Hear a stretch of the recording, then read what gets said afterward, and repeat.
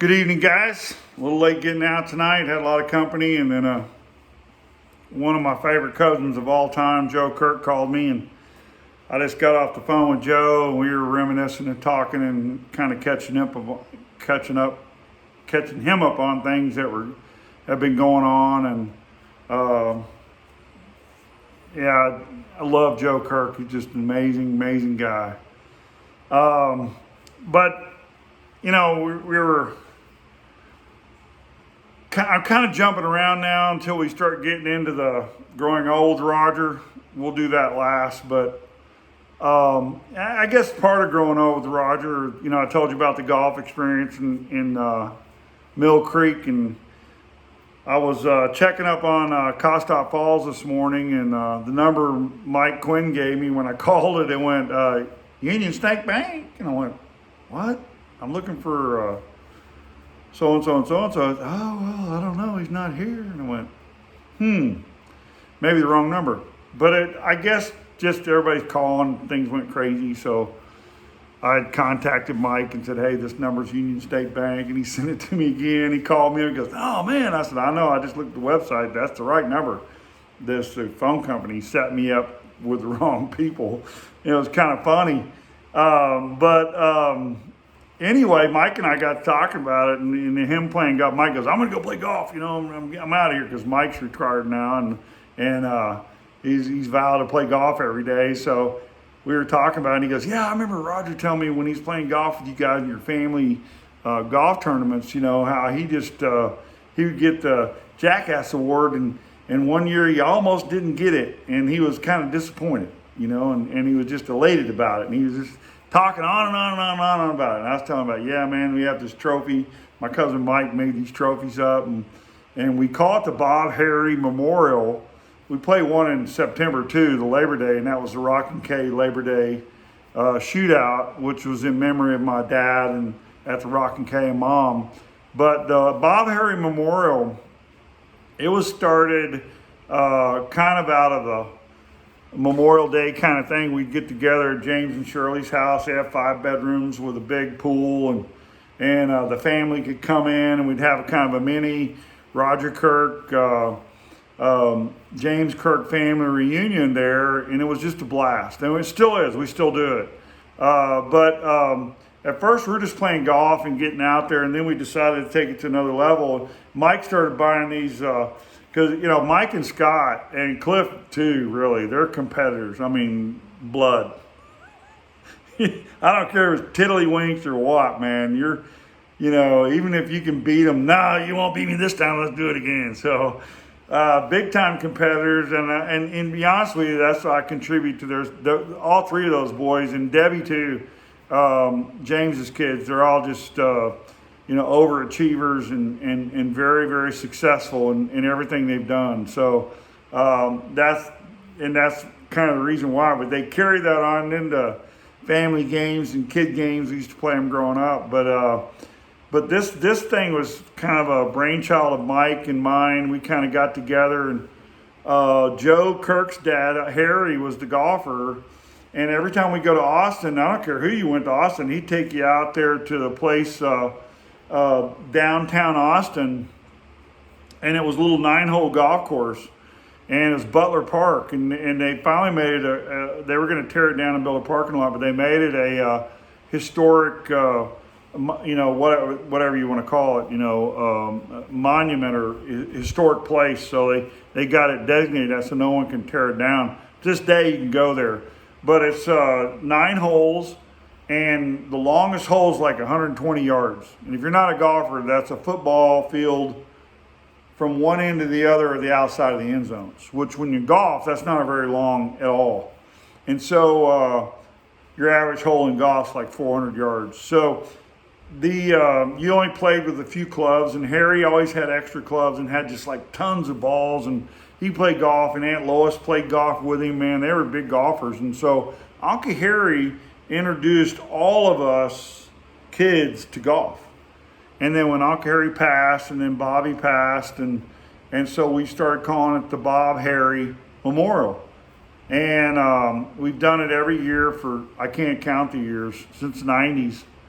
And Mike bought this trophy. It's got 3 rows of plaques on each side. It's got 4-sided. I think we're actually finally on the last side. And he puts your score. And then Mike's gotten lately, in the last 5 or 6 years, or maybe a little longer, he adds money and makes prizes, and it's a lot of fun. I mean, we have a blast. We really do. And so some people didn't want to play golf, and so they were kind of, we're not golfers, and so us boys would go out, and they said, you need to do something family-wise so we can all do it. So we do a scramble, which is, four team scrambles. And we would do the scramble on Saturday and then play the Bob Harry on Sunday. And then Monday, Memorial Day, everybody would kind of go home. And so the scramble became, if you weren't a golfer, you could just get on a team and hit a couple of balls, and that's it. And a couple of people did that, and now they're golfers because of that. And because you don't have to hit every shot. And it's just a fun time. We just had a blast, and we still, like I say, we still do. And then Mike came out with this trophy, and it was like the professional one. It's got a golfer on it, and he's all poised, he's posing. And then there's another one. It's the amateur, where we do a handicap thing, where if you're not that good of a golfer, you can actually play for this trophy. And then there's the Jackass Award, which is the highest scorer, the worst player, gets that award every year. And of course, Roger would get it many years in a row. But, my son Bevan got it a year or two. And then I think Jared got it a year or two. And those two, though, when they got it, they were embarrassed. Roger wore it like a badge, yeah. And those two got it, and then it inspired them to get better, and now they really compete back and forth, Bevan and Jared, for the amateur trophy. So that kind of evolved into that, but Mike reminded me, he was just so bragging about the Jackass Award, and the Jackass is this really donkey, and it's a bobblehead donkey. It moves, but he's got his butt up in the air. So just like any sports deal, you kiss it when you win, like that. And so we're kissing the trophy, and Roger's got this Jackass Award, and he kisses it right under the tail. Roger. And not only that, he's wearing Hawaiian getup. I mean, pink hat with paisley socks that don't match, one white shoe, one black one. We finally got him some golf shoes, and he was thought he was playing the tour, because then he started trying to match. But his clothes were always sherbet. That's what I want to say, fluorescent. So they were always that kind of color. But like I said, he would have fit in real well on the tour in the 70s, where they wore those wild colors and stripes, and that was Roger every time. And but like I say, he had so much fun doing that, even though he was horrible. I mean, he even would say it. And then he would call me in the middle of the night sometimes. And I know all of y'all that he's done that too. You turn your phones off before you go to bed, because 2 in the morning he's calling you. So he called me at 2 in the morning. He goes, "Man, I hit a bucket of balls today out in the pasture behind my house." And he goes, "I hit every one of them straight down the middle." Yeah, he was just proud of that. So, like I say, he wasn't an athlete, but he loved to try. I mean, he did. I mean, he would give it his best. And he actually, the score didn't matter. That's his style. You know what I mean? I'm talking about free spirit. The score didn't matter. Didn't matter if he won. He enjoyed doing it. He'd get in the golf cart. And a lot of times he'd get the Jackass Award because it'd be like 4 holes to go, and he goes, "I'm done." So he's disqualified. So he'd win it by default. But then he would entertain everybody and play the harmonica while you're trying to putt and that kind of stuff. But Mike reminded me of the Jackass Award. So Roger won the Jackass Award several times, and he loved it. I mean, he really did. I think he really for a while there, he really wanted to win that amateur award just to show him that, I'm not even an athlete and I can do this. So he came close one year. And he may even tied. I'm not sure, but he only lost it like one stroke or something like that. Devin or some other people we'd invite in that wasn't family. But yeah, those Mike reminded me, and Mike Quinn reminded me of that today. And those are really good times with Roger, playing golf and having fun. And like I say, he was a card. He was the life of the party. And but yeah, and at the last, I'd like to know where it is, because we need to enshrine it somehow. He's got this green and white bag, and in golf rules, you can only have like 13 clubs if you play by the rules, which nobody does. But if you did, I think he probably had 20 clubs in his bag. You could barely pick it up. And I promise you, it's a big old bag, and in the area where you usually put your shoes, it was, about that wide and about like that, and you put your shoes in there. Well, Roger would have at least a 12-pack of Miller High Life, the gold, iced down. So whatever cart he was in, when we got done, it was just water everywhere, because it wasn't an ice chest. And he would drink it hot. I don't even know why he iced it down, but that was playing golf with Roger was phenomenal. We had so much fun playing with him. When we were in Floresville and I had that course there, that's when he started trying to really play good.